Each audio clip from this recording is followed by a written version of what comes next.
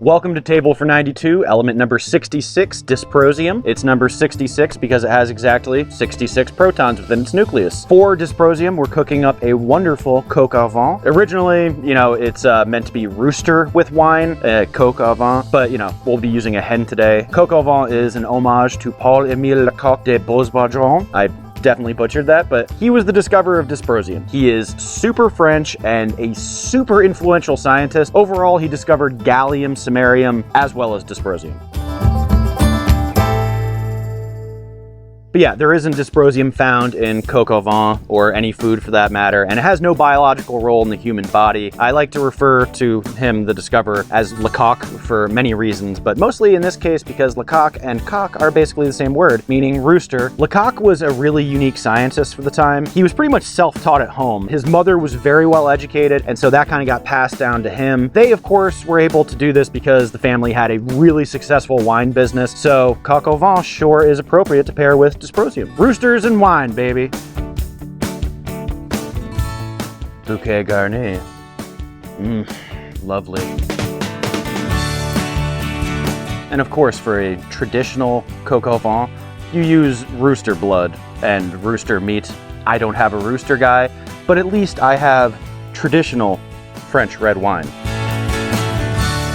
You really want all that wine to soak in. It's gonna help kind of relax the chicken meat. Probably a good thing Lecoq didn't go to regular school. Your last name is Lecoq, you're probably gonna get beat up a lot. Just saying. So yeah, there's like a 0% chance he would not have been bullied. Or maybe he would have just owned it. Like, Rooster's a pretty cool nickname. I don't know. So yeah, back to his education though. I've read about pretty much every individual or like group that ever discovered an element, and none so far other than Lecoq were like self-educated. Almost all of them came out of like really prestigious university backgrounds. So this was in the late 1800s when science is really ramping up. So Lecoq was making these discoveries, it wasn't like there was a lack of research universities in France at the time. He just wasn't going. But he came from this ancient noble family that had actually lost their fortune for the crime of being Protestant in the heavily Catholic France at the time. But his father and his uncle, who had actually studied at the École Politique, it's a fancy French university, they started this wine business and the whole family was involved. And over time, they became wealthy once again. So kind of riches to rags to riches,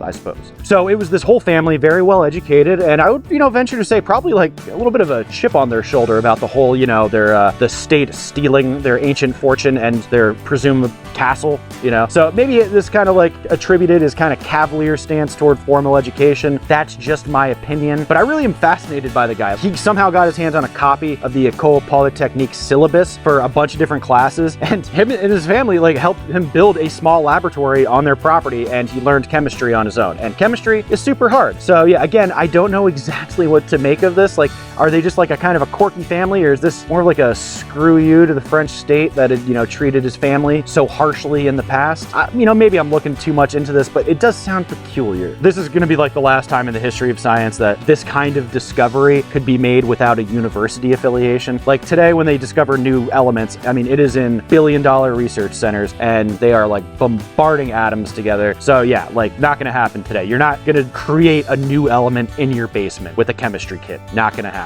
So I could talk about my boy Lecoq all day. Big fan of Lecoq right here. But yeah, I've got to learn a little bit about dysprosium and eat some coq au vin. So the history of the lanthanide elements is really confusing. They are also called rare earth elements under the original assumption that they were extremely rare on Earth. We now know that's not true. They're not actually that rare. They're just really difficult to extract from the minerals they're found in.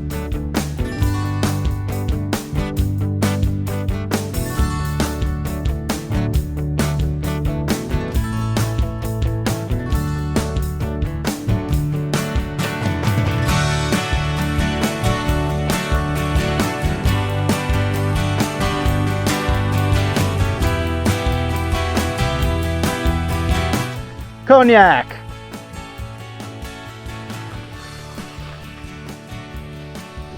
Woo! Okay, let's do that one more time. Warm up some homemade chicken stock, as you can tell, because it's in a mason jar. That's just some fat, it's gonna melt.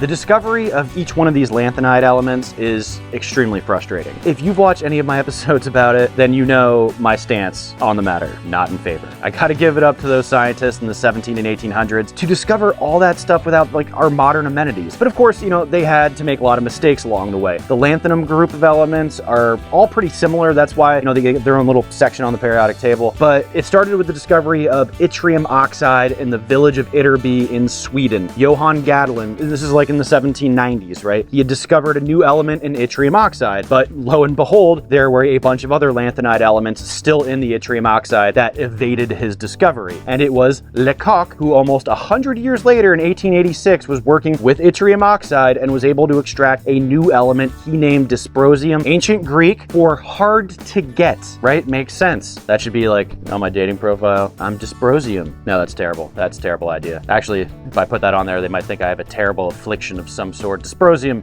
sounds like a bad disease. Anyway, like all the other lanthanide elements, dysprosium is a silvery white metal in a pure state, and like most of the elements on the periodic table, dysprosium is not found in a pure state in nature. It has to be frustratingly extracted. As a pure metal though, dysprosium has very few applications, mostly because it reacts with air and water super hard. Mostly dysprosium is used in neodymium magnets that are used in, I mean, pretty much everything with modern speaker systems, including TVs, smartphones, but also used in electric motors and wind turbines. So, I mean, it, you know, has applications.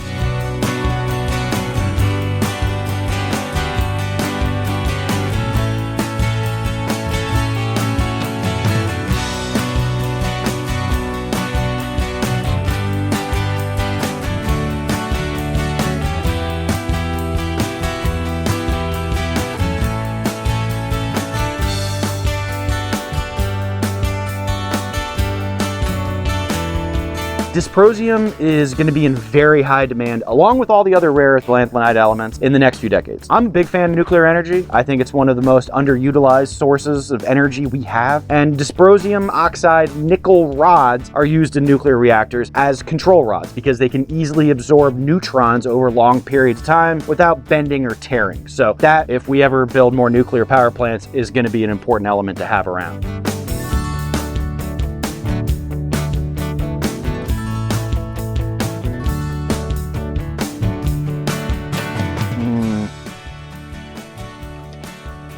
Oh, that is so good. I mean, no rooster blood, but it's still very good. There it is. Coq au vin with Coke au vin. See what I did there? Thanks. See you next time.